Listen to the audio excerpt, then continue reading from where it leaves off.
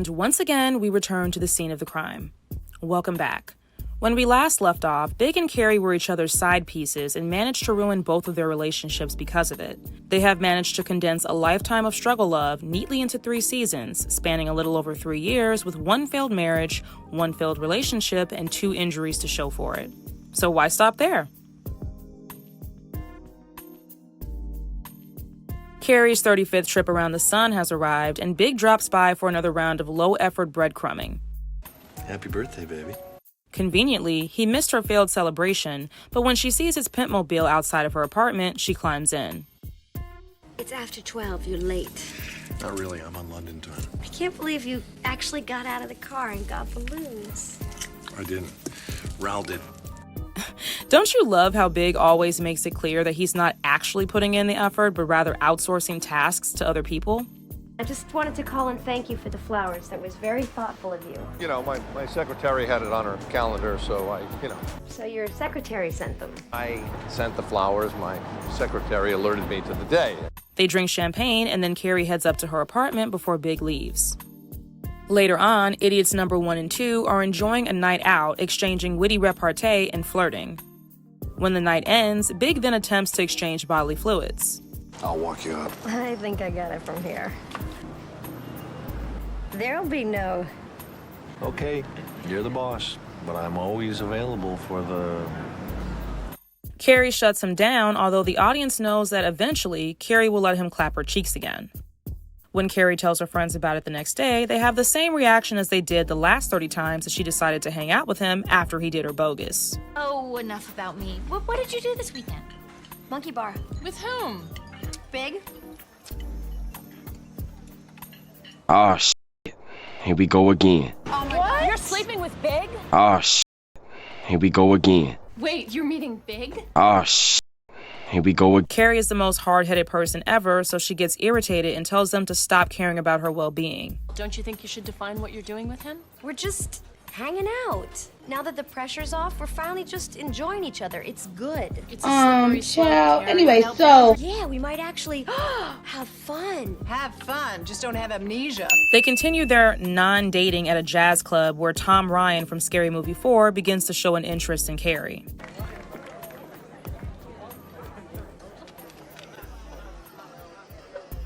Apparently, everyone in the universe wanted me to define my relationship with Big. Big is pissed because only he can waste Carrie's time. Ray King. Hi, I'm Carrie Bradshaw, jazz neophyte. Oh, sorry. Joey, Glenn Levitt. Come right up. So, you own this place? I do. I own this, one uptown. Hell of a lot of mortgages. Geez, I gotta go. You heading uptown? Yes, I am. Oh, do you need a ride? That'd be great. I'll call my car. This time of night, cabs are lined up outside. So then we'll take a cab. Okay, we'll take a cab. His saltiness extends to the cab ride they share with Cindy Campbell's final love interest. Sleeps at the club all the time. Sometimes it even hooks up with the snare drum. Cabs are bullshit. Listen, can I get your number? Yeah. Yeah. I'm a writer with no pen. Eek. Thank you. No problem. 6739. Yeah, I know.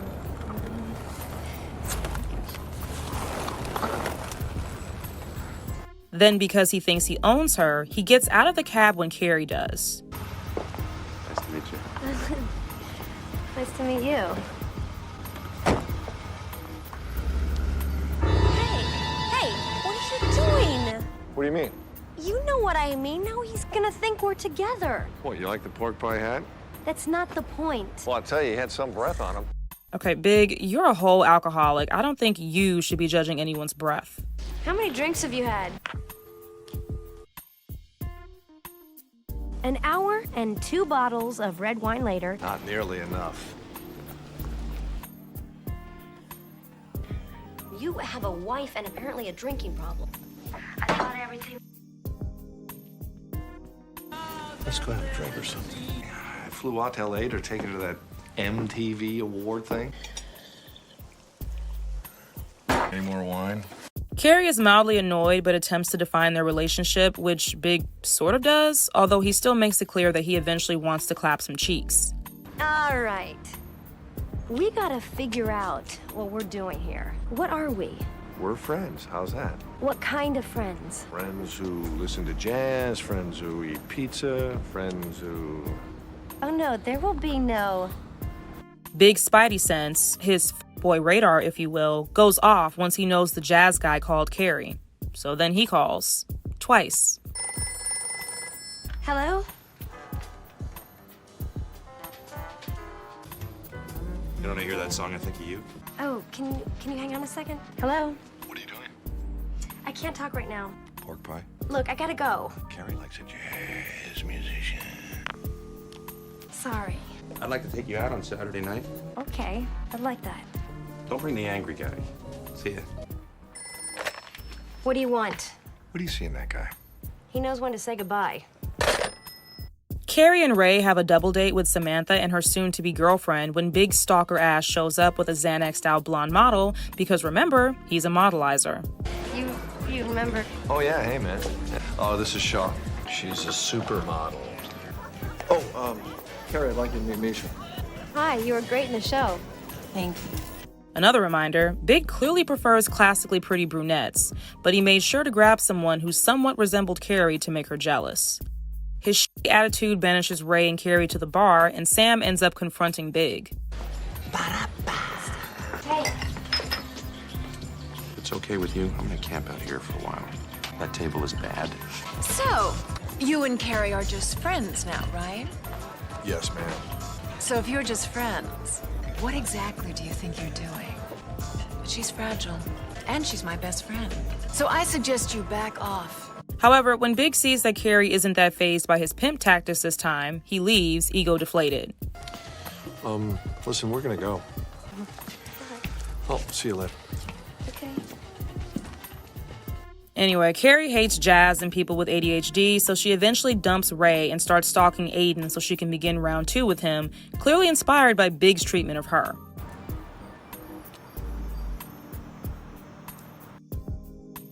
You haven't been out here since I went up, have you? She even claims that she's missed him for months, although this is the literal first time she's talked about him at length with the girls since they've broken up. For whatever reason, Aiden takes Carrie back. Okay, let's give it a shot. Oh, shit.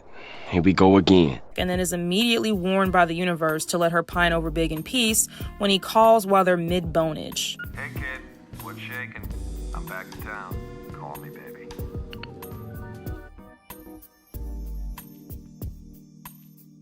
Aiden is so mad at Carrie that he takes it out on her shoulder. Now I'm practically perfect, don't you think?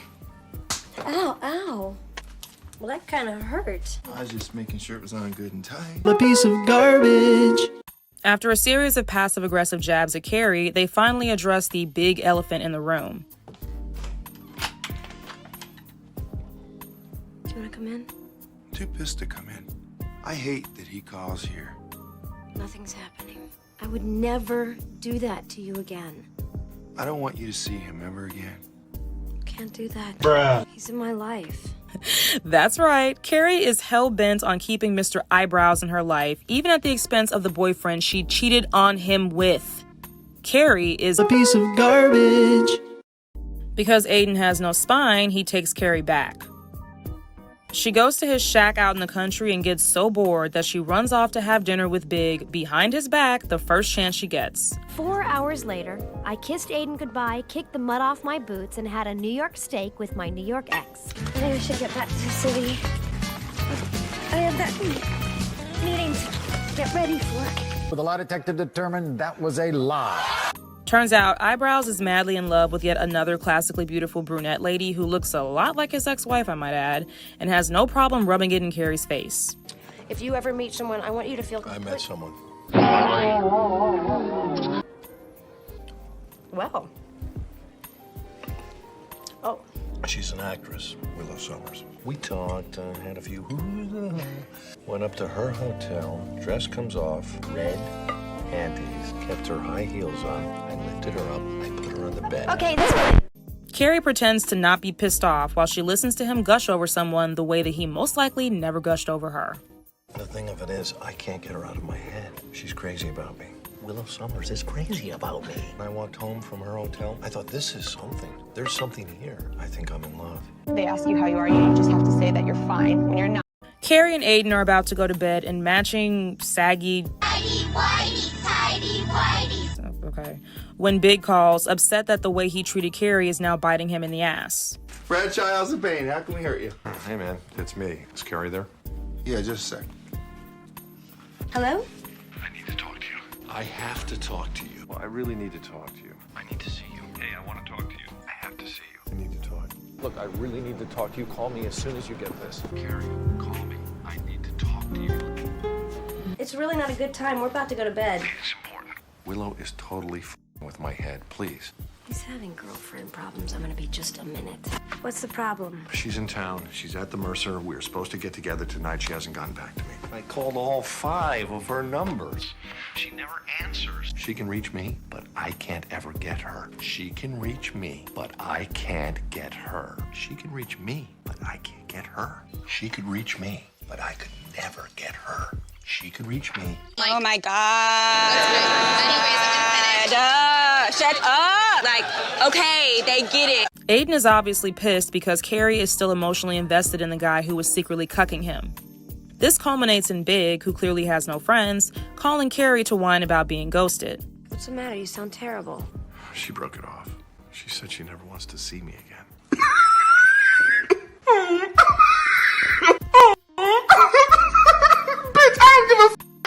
Big doesn't have a therapist to cry to, so he imposes on Carrie and comes to Aiden's cabin so he can talk to her, when really he's marking his territory to let Aiden know that he's number one.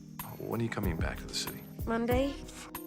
I'd invite you out here, but it's just so far away. How far? It's 40 minutes. I'll get my Jag out of the garage. Maybe the drive will do me good.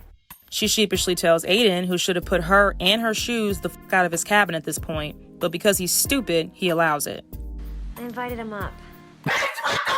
I don't want him in my house. Look, he's gonna come up here and we're gonna have a quick talk and then he is gonna go right back to the city where he belongs. I would never do this, but he's really hurting. Come on, haven't you ever had a girl break your... Still a piece of garbage. Well, he better be f***ing upset when he gets here. There better be tears. Bruh. Big shows up and honks for Carrie to come outside, in the rain, like a pimp waiting for one of his girls to bring him his money.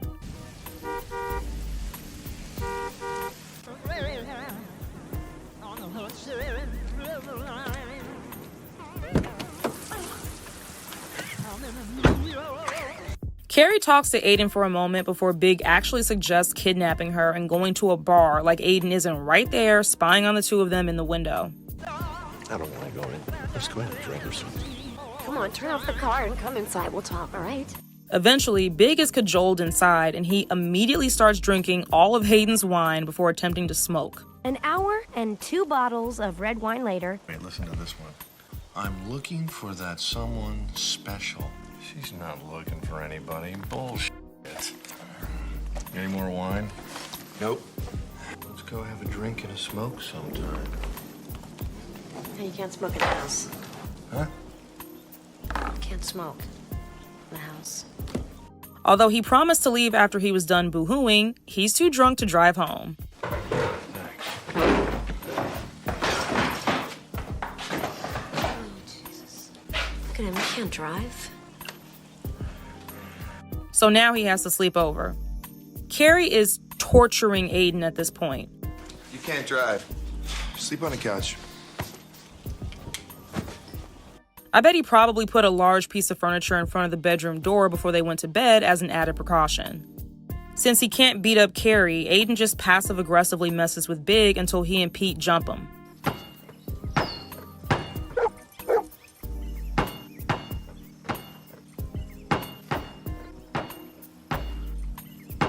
What's that pounding? Aiden's shooting hoops. You have to go out there and make friends with him. Hey, man. Sorry about last night. Child. Anyway, so. Here, why don't you give me a shot? I play a little.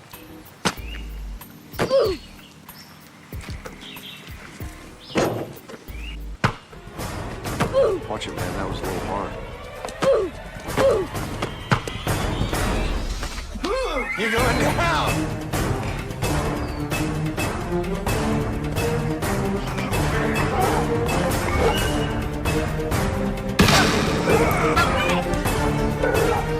You're going down!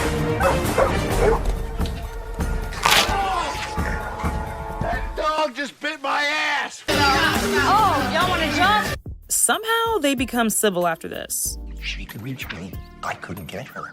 That's up. Good eggs. Okay, I need to know what type of magic Carrie has between her legs at this point. Then again, she is the main character, and it probably helps that she doesn't practice safe sex. I'm late. I missed my period. You gonna tell Mr. Big?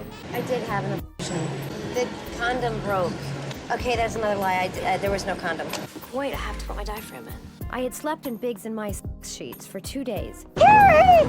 Do you have any condoms? Why do you think I would have any? I think that those only slut people use the condom, not I'm not a slut. For whatever reason, after all of this drama, Aiden decides that Carrie's worth marrying, although she literally puked at the thought of losing half of her last name.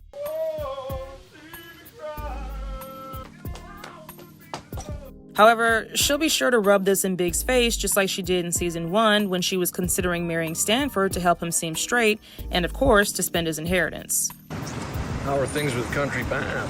I think he wants to marry me. Because if there's one thing Carrie's going to do, it's triangulate her current partners, her best friend, and or potential buddies against Big. I got a marriage proposal last night.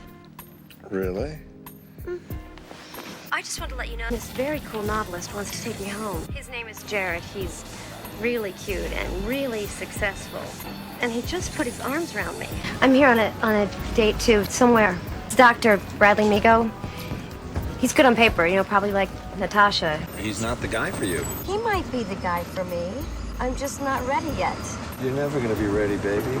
You're not the marrying kind. Carrie never wanted to marry Aiden in the first place. I want to live my life with you. What do you think?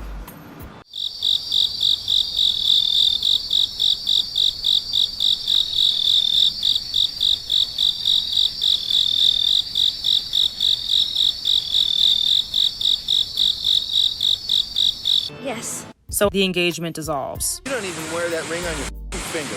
Carrie, clearly not knowing how property works and having no real money saved despite her insanely cheap rent, I pay $750 for something that's twice the size. has to buy back her old apartment. Aiden's evicting her? So she sulks back to Big to inform him that she's single again. Aiden and I broke up. What happened? Apparently you were right. I am not the marrying kind. You're not the marrying kind. Oh, and to ask him for $40,000. Big gives her the money and she promptly rips out the check, making this visit entirely pointless. She bullies Charlotte for not offering and successfully guilts her into giving up her ring to pay for her place. Our heroine, ladies and gentlemen. I bet she still hasn't paid Charlotte back.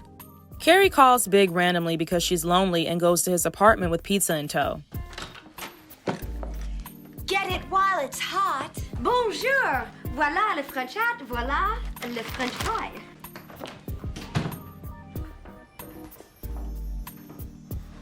At this point, we should just call Big Oppenheimer because he drops yet another bomb on Carrie upon her arrival. Oh, your furniture is gone.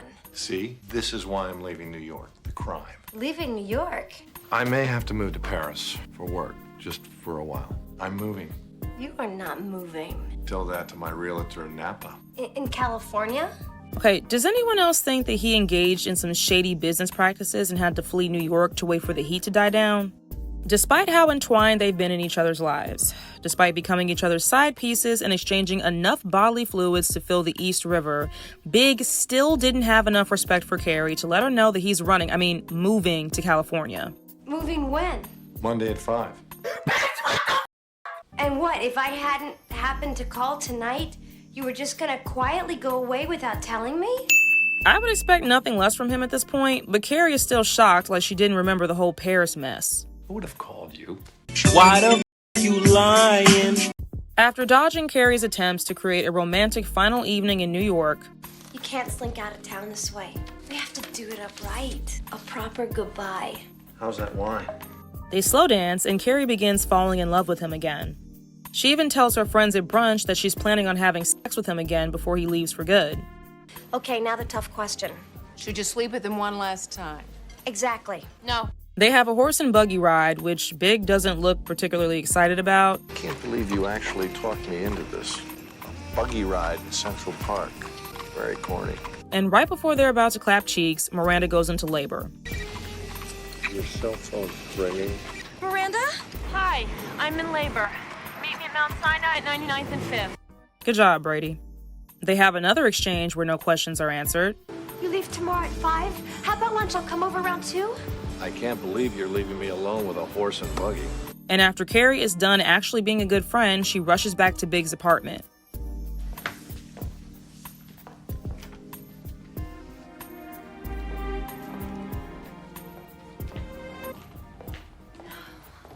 It's not even 5. Carrie, do you know how flights work? Besides, girl, he's running from the feds. Since Big is still slippery and avoidant as all hell, he leaves Carrie a vinyl, knowing good and damn well that she doesn't own a record player, and a plane ticket to California so she can get flued out to come hop on his whenever he's in the mood. And with Big's final boy gesture, Carrie walks home and season 4 ends. Next season proves that Big literally only needs 1 episode to showcase his ain't shitness. I had no idea that I hurt you so much. I just don't want to do something here that I'll be sorry for later. Come here.